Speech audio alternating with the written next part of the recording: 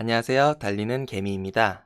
제가 마이크를 바꿨는데 음질이라든지 음량이 괜찮은지 피드백 주시면 감사하겠습니다. 그럼 바로 시작하겠습니다.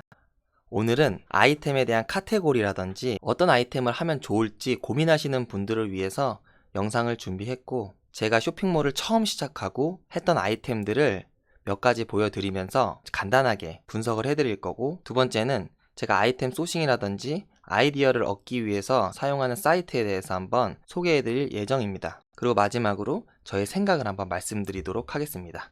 그래서 이런 것들이 궁금하신 분들은 끝까지 보시면 도움이 될 거라고 생각이 됩니다. 제가 첫 번째로 소싱했던 아이템이고요. 인테리어 소품 중에서 초를 켜두는 캔들 홀더입니다. 그래서 부엉이가 복을 부른다고 해서 이 선물로 많이 쓰였던 아이템인데요. 제가 이 아이템을 결정하게 된 이유는 단순하게 와이프한테 아이템을 팔아봐야 되는데 어떤 거 팔면 좋을까 라고 얘기를 하니까 이런 부엉이 캔들 홀더를 많이 판대요. 그래서 결정했던 아이템입니다. 그럼 이 아이템을 어디서 구매를 했냐면 도매국을 이용해서 구매를 했습니다. 지금은 도매국에 거래처 전화번호가 잘 나오지 않는데, 그때는 도매국에 거래처 전화번호가 다 나와 있어서 저는 주문을 먼저 한 게 아니고 무작정 전화를 걸어서 인사를 드리고 만나러 가겠다고 얘기를 했고요. 그럼 시간 내서 오라고 하고 사장님이 어떤 아이템 보내주냐고 물어봐서 잘 나가는 아이템 7종류 보내달라고 각 한 개씩 보내달라 그랬습니다. 그래서 약 한 5만원치를 처음으로 구매했었고요. 그래서 이 아이템들을 스토어팜에 상품 등록을 하게 됩니다. 단점은 뭐냐면 배송 시 깨질 우려가 굉장히 높습니다.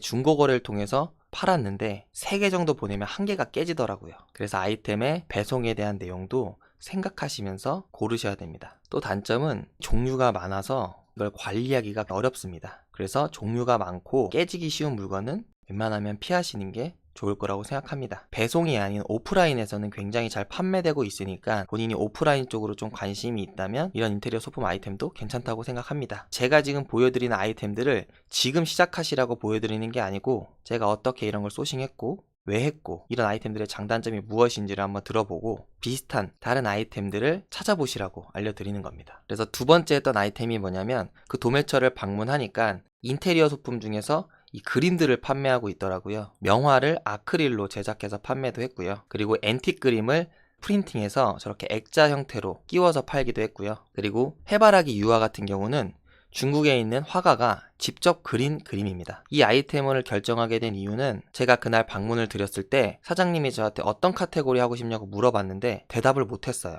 그러니까 그 카테고리가 정해지면 나중에 다시 오라고 말씀하시면서 이 해바라기 그림을 선물해 주셨습니다. 근데 전 선물 받은 그림을 상품 등록을 했고요. 실제로 이게 판매가 되면서 이 그림은 좀 판매가 쉬운가? 이런 생각이 들면서 아이템을 결정했습니다. 처음에 거래했던 도매처에 다른 상품을 하게 된 겁니다. 일단은 크기가 다 다르고 이 그림들이 많기 때문에 종류가 하는 사람이 많이 없습니다. 관리가 되게 힘들고 등록도 되게 힘들거든요. 그래서 그만큼 수요에 비해서 공급이 적다 보니까 판매가 수월했습니다. 그리고 이 유화 같은 경우는 실제로 사람이 그렸는데 4, 5만 원 정도에 판매를 하니까 사람들이 되게 싸다고 느꼈나 봐요. 그래서 주문도 많이 해주시고 이 개업하거나 집들이용으로 이런 선물을 많이 하는데 선물을 해주면 그 입소문을 통해서 주변 사람들이 또 전화가 옵니다. 실제로 제 주변 친구들도 간혹 사줬습니다. 단점은 이렇게 액자 틀 색깔이 다 달랐습니다. 검은색인 것도 있고 흰색인 것도 있고 갈색인 것도 있었습니다. 이 그림의 종류도 다른데 그 그림마다 액자의 틀 색깔까지 다 다르니까 상품 등록도 어렵고 재고 관리가 너무 힘들었습니다. 주문이 많이 들어오면은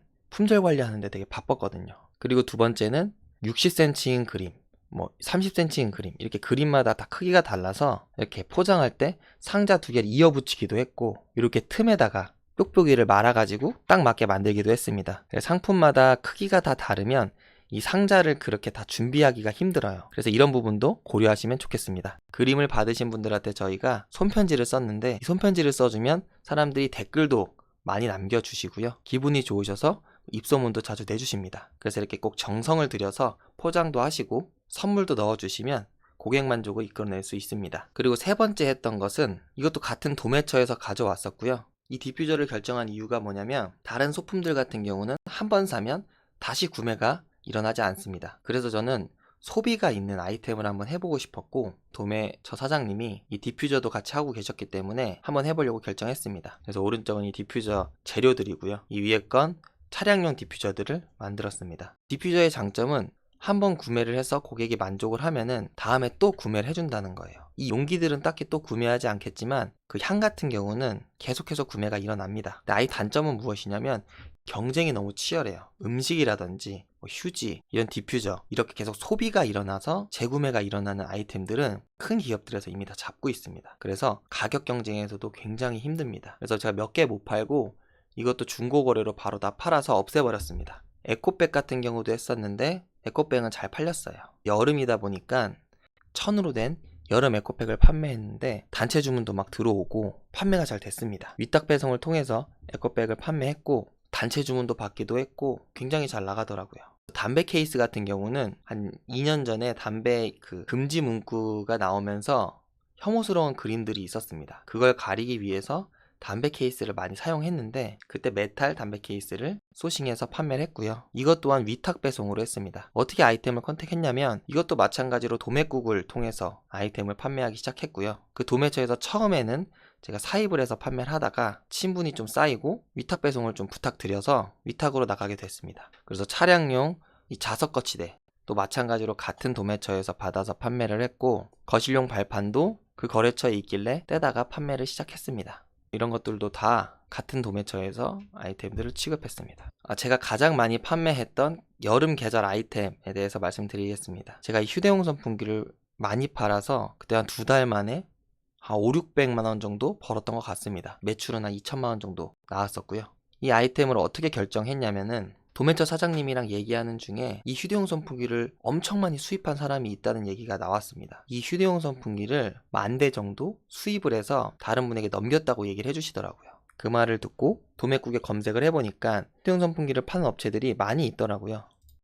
그 중에 하나를 선택해서 또 방문을 했습니다. 도매처 사장님이 이 휴대용 선풍기가 이번 연도에 좀 대박이 날 거니까 가져가서 팔아보라고 휴대용 선풍기를 추천해 주시길래 한 20개 정도 사서 집으로 옵니다. 휴대용 선풍기의 장점은 계절 아이템이다 보니까 꾸준하게 판매되는 업체가 없었습니다. 그래서 제가 미리 올려놓을 수 있었고 여름이 오면서 이 검색량은 급증을 하는데 그만큼 공급량이 따라가지 못해서 쉽게 판매할 수 있었어요. 단점은 무엇이냐면 중국에서 OEM에서 제조한 방식이다 보니까 고장이 되게 심했습니다. 이 버튼 방식은 괜찮은데 제가 판매했던 휴대용 선풍기는 다이얼 방식으로 이렇게 돌리는 거라서 그게 헛도는 경우도 많았고 이 택배물이 던져질 수도 있고 떨어질 수도 있잖아요. 그런 그 충격 때문에 휴대용 선풍기가 배달이 됐는데 안 된다는 전화를 많이 받았습니다. 한 100개를 팔면은 한 5개 정도가 CS가 들어왔고 이 분량이 높다는 게 좀 단점인 것 같습니다. 이때까지 했던 아이템 중에서 가장 큰 수익을 남겨줬던 사례였습니다.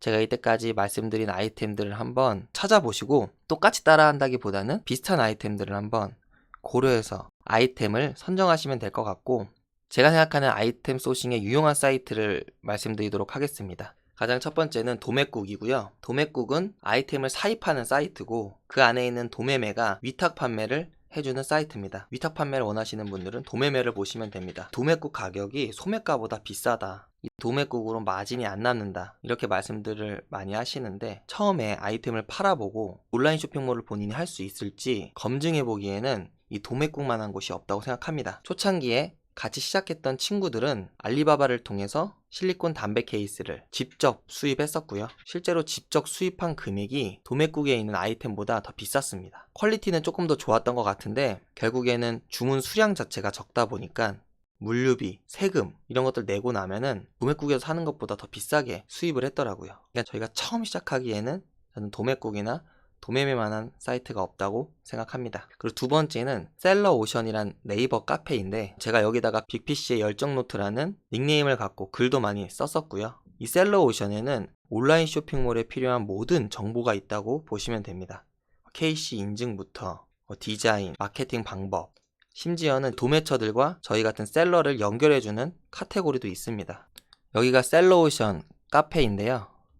내려보면 친목, 도목, 공간방도 있고 같이 사무실을 쓰는 거 그리고 스토어팜에 대한 질문 내용이 있고 여기 도매업체, 공장 정보라고 되어 있습니다. 그래서 이것을 통해서 여러분들이 아이템을 소싱하면 되겠습니다. 바로 이 셀러오션 가입하셔가지고 이 도매 위탁에 대한 정보를 확인하시고 거기다 본인이 하고 싶은 아이템을 쳐보시면은 웬만하면 다 있을 겁니다. 그리고 세 번째는 오픈마켓입니다. 그냥 티몬, 쿠팡, 11번가 이런 오픈마켓들에 들어가셔서 본인이 판매하고 싶은 아이템들을 눌러보고 그 아이템이 네이버 스마트 스토어에 판매하는지 확인을 해보고 만약에 쿠팡이나 소셜에만 판매가 되고 있다면 그 판매처에 전화해서 도매를 하고 싶다고 하시고 아이템을 사입하시면 되겠습니다. 마찬가지로 블로그나 SNS로만 판매하고 있는 아이템이 있다면 그런 것도 또 사입하셔가지고 스마트 스토어에 올려서 판매하시면 된다고 생각합니다. 그리고 본인이 어떤 아이템을 할지 모르겠으면 오픈마켓이라든지 소셜마켓에 들어가서 요즘에 어떤 아이템이 잘 팔리는지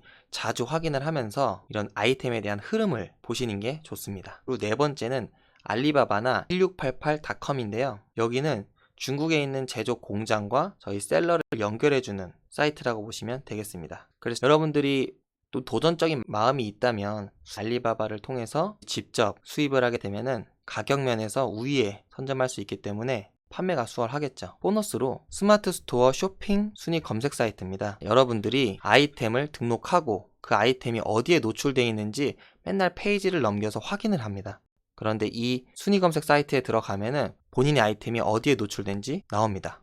링크는 밑에 걸어 둘 거고요. 이 랭킹점 캐치를 들어오면은 여기 어떤 성별인지 연령대를 정하고 검색 매체 그리고 페이지 수를 정한 다음에 스마트 스토어 상호명과 키워드를 검색하면 그 키워드 내에서 내가 몇 위에 있는지 순위가 나오게 됩니다. 그래서 이런 건 그냥 꿀팁으로 알려드리는 거고요. 결국 시작하시는 여러분들은 도매국에 있는 걸 판매할 수 있습니다. 다만 마진이 적거나 아이템을 고르기가 굉장히 힘들겠죠. 그런데 여러분들이 도매국보다 싸게 구하기가 쉽지가 않아요. 인맥이 있어야 되기도 하고 본인이 직접 수입하는 게 어렵기 때문에 도매국에 있는 아이템들 중에 팔 수 있는 아이템이 있다면 그거부터 시작하시는 게 맞다고 생각이 됩니다. 그리고 아이템을 소싱하는 방법에는 도매국, 카페 이런 것들만 있는 게 아니고 굉장히 다양한 방법들이 있습니다. 베이비페어 어떤 그런 행사에 가서 업체의 번호를 가져올 수도 있고요. 생활용품 어떤 행사에서 텀블러 업체의 번호를 받아와서 직접 아이템을 소싱하는 경우도 있습니다. 그리고 주변 지인들을 찾아볼 수도 있고 폐업한 스토어의 아이템을 싸게 인수해서 그걸 판매할 수도 있고 이 아이템을 소싱하는 방법은 너무나 다양하기 때문에 얽매이지 말고 찾아보셨으면 좋겠습니다. 그리고 세 번째는 아까 말씀드렸듯이 중국 OEM을 통해서 수입하면 오히려 더 비싼 경우가 있습니다. 도매국에서 판매하는 도매처들은 수량이나 이런 것들이 크기 때문에 단가를 싸게 가져옵니다. 근데 저희들은 소량인데 인증까지 받아야 된다면 가격 경쟁력이 정말 없거든요. 그래서 무조건 중국의 제조 공장을 통해서 수입하는 게 답은 아니다. 네 번째는 디자인이나 KC 인증 같은 경우는 꼭 제대로 된 아이템만 취급하셔야 됩니다. 제가 그림을 할 때 저작권 문제를 한번 겪었는데 그게 한번 들어오면 많이 골치가 아픕니다. 손해배상을 막 청구하기도 하고요. 휴대용 선풍기 같은 경우는 배터리 인증을 받아야 됩니다. 배터리 인증이 받지 않은 상품을 판매하게 되면은 신고가 들어와서 나중에 아이템이 잘린다든지 폭발 사고가 날 수도 있다든지 이런 것들이 있기 때문에 꼭 배터리가 들어간 제품이라든지 KC 인증이 필요한 제품들은 KC 인증을 받은 상품만 취급하시면 되겠습니다. 그리고 다섯 번째는 본인이 좋아하는 아이템을 하시는 분들도 있습니다. 그래서 본인이 좋아하기 때문에 그 아이템에 대해서 더 잘 알고 전문적으로 나가시는 분들이 있는데 처음 하시는 분들 같은 경우는 저는 남들이 좋아하는 아이템을 판매하셨으면 좋겠습니다. 간단하게는 주변 사람들이 어떤 걸 좋아하는지 관찰을 하고 그 사람들이 필요로 할 만한 상품을 시작하시고요. 좋은 상품을 좀 가격이 싸게 주변 분들이나 다른 소비자들한테 제공을 하게 되면은 그것들이 입소문이 나게 되면서 재구매율을 높일 수 있다고 생각을 합니다. 그리고 여섯 번째는 카테고리나 컨셉은 꼭 나중에 정하셔야 됩니다. 그러니까 저 같은 경우는 돈이 되는 거는 다 판매했었어요. 수요에 비해서 판매자가 적은 상품은 다 했던 것 같아요. 근데 이렇게 하면은 검색을 통해서 판매가 잘 이루어지긴 합니다. 다만 재구매율이 많이 낮아집니다. 그래서 처음에는 잘 팔리는 상품들을 판매하시지만 그 판매되는 아이템에 같이 살 수 있는 아이템들을 소싱하셔가지고 꼭 카테고리를 만드셔야 됩니다. 카테고리가 없다면은 컨셉이라도 1인 가구들을 위한 인테리어 소품이라든지 회사원들을 위한 힐링 아이템이라든지 이런 컨셉이라도 꼭 잡고 아이템들을 등록하셔야지 구매했던 분들이 다시 찾아올 수 있기 때문에 컨셉을 잡으셔야 됩니다. 이 정도가 아이템에 대한 제 생각이고요. 오늘 영상이 도움이 됐다면 좋아요 눌러주시고 궁금한 게 있으시거나 피드백 주시면 다음 영상에 반영할 수 있도록 노력하겠습니다. 좋은 하루 되시고 그럼 다음에 봬요.